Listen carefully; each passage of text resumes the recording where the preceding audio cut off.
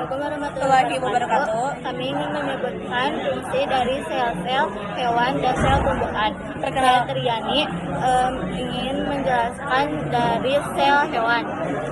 Dan saya Davina Yulian ingin menyebutkan fungsi-fungsi dari sel tumbuhan. Jadi di sini saya akan menyebutkan fungsi dari sel tumbuhan. Yang pertama ada retikulum. Retikulum berfungsi untuk menyintesis protein.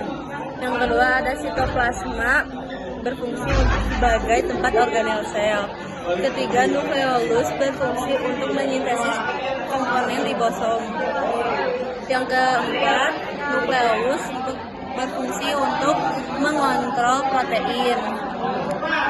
Terus ada ribosom berfungsi untuk membuat protein.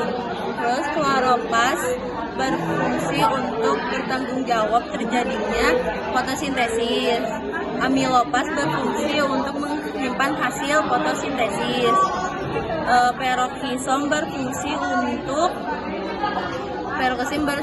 untuk penghasil enzim. Sel wall berfungsi untuk melindungi sel membran untuk membentuk sel, vakuol untuk menyimpan gas, mitokondria berperan dalam respirasi, terus Golgi aparatus berperan dalam sekresi. Sekian dari saya. Sebagai mesintesis protein atau pematangan.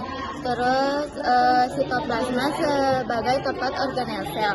Nukleolus sebagai menyintesis komponen ribosom.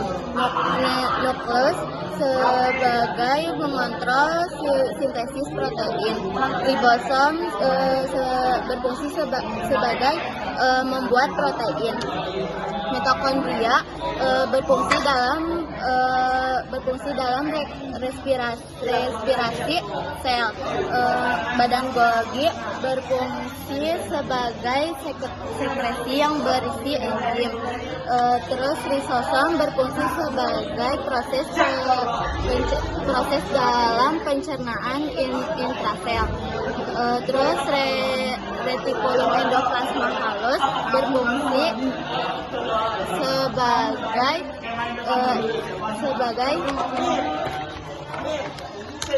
sebagai peran dalam proses sintesis lipid. Terus sentriol berfungsi sebagai pembelahan sel yang berbentuk benang. Terus membran plasma berfungsi sebagai menjaga kestabilan internal sel.